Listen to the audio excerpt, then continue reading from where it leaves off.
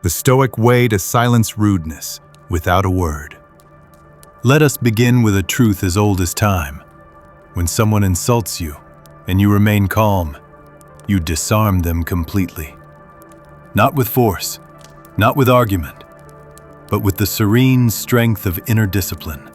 Response, the trap of reaction. When rudeness comes your way, your first instinct is to strike back. It's primal, it's emotional, it feels justified. But in that moment, you have already lost control. Not over them, self. You see, rudeness is bait, a performance, a provocation.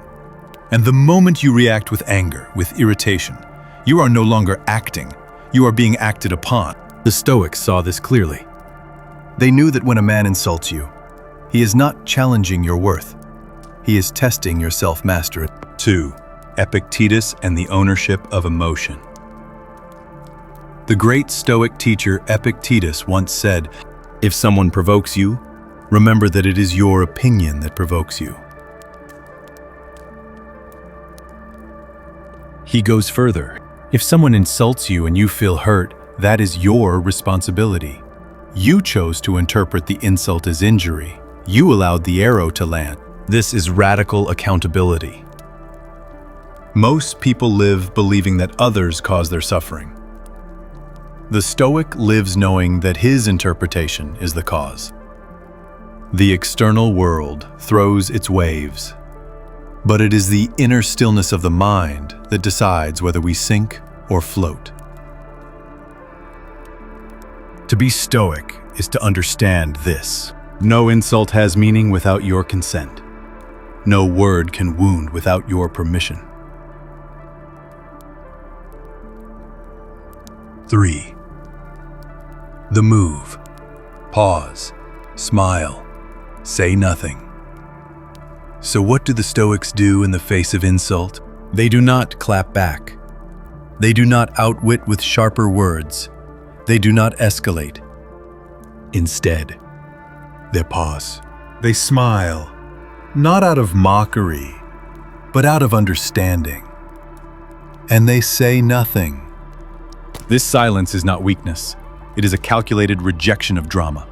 It is power restrained. It is poise under pressure. The result? The insulter stands alone in their fury. Their arrows fall to the floor unclaimed. They are exposed, not by your response, but by your absence of it. 4. Marcus Aurelius and the spit. Unprotected. Let me tell you a story. Marcus Aurelius, emperor of Rome, philosopher of virtue, was once spat upon by a senator during a public dispute. Imagine that. The leader of the greatest empire on earth, disrespected in full view. The crowd held its breath. Would he retaliate? Would he lash out? No. He simply wiped the spit from his face and said, "I expected worse." The people laughed, not at Marcus, but at the senator. In that single line, dry, calm, piercing, Marcus disarmed the insult without an insult. He preserved his dignity.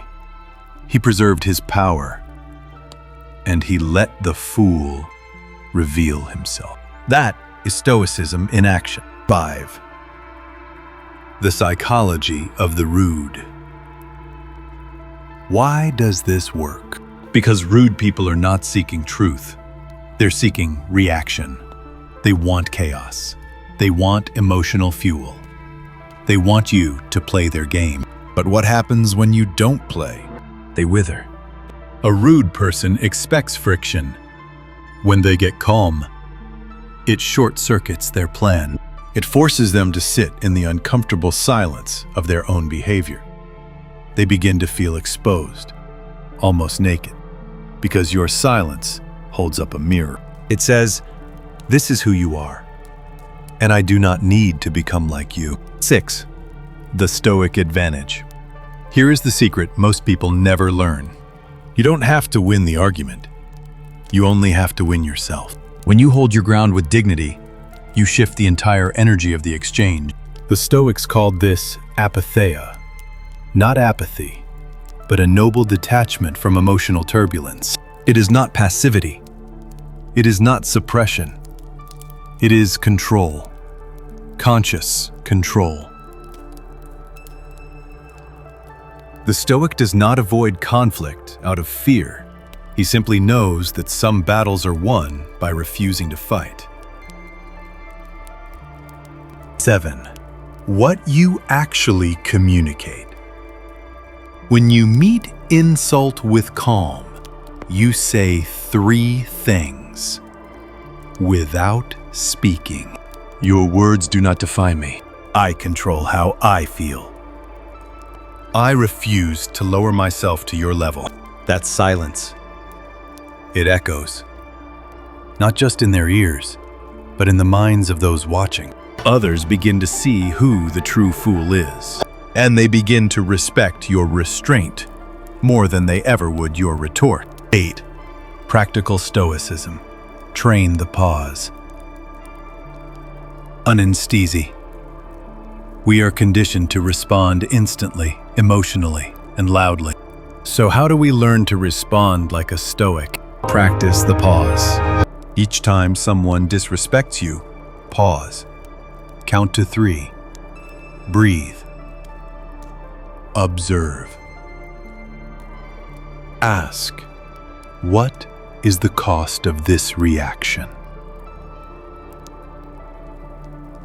You will often find it is not worth paying. Smile, not a smug grin, but a peaceful one. And say nothing. Let the moment pass through you, like wind through open hands. 9. What if you must respond? Sometimes silence isn't possible. Sometimes leadership, duty, or principle demands a reply. Then speak. But speak as Marcus Aurelius would, without malice, without heat, without ego. Respond like a mountain speaks to thunder, solid, composed, and unaffected by noise. If you must speak, do so for clarity, not for vengeance. Because Stoicism is not weakness. It is strength without cruelty. 10. The long-term effect. Over time, this discipline becomes your armor. You are less disturbed by insult, less flustered by drama, more respected, more unshakable. And ironically, rudeness begins to avoid you. Because your presence itself becomes too calm, too unresponsive to be fun to provoke. You become what the Stoics call euthymia, a person of inner steadiness, not indifferent, but deeply centered. 11. One final thought. There will always be people who try to rattle you. There will always be voices that mock, provoke, belittle. But hear this. You are not obligated to attend every argument you are invited to. Let them rage. Let them insult. Let them fall silent. And while they do, you stand still. You breathe deep. You carry on. Unbothered, unshaken, undefeated. Because that is what a Stoic does. 12. Closing reflections. So the next time someone insults you, remember, you are not required to react. You are allowed to pause. You are allowed to smile. You are allowed to say nothing. And in that nothing, you may speak louder than words ever could. This is the Stoic path. Not to destroy your enemies, but to become so complete within yourself that they simply cannot touch you. If you're building this kind of mental armor, a mind unshakable, a heart undisturbed, you're walking the Stoic path. Subscribe for more timeless lessons. And when the world throws chaos your way, meet it with one wordless response: silence. He who angers you conquers you. Elizabeth Kenny, echoing Stoic wisdom. Self-control is strength. Calmness is mastery. James Allen. To be Stoic is not to feel less, it's to feel deeply and remain free.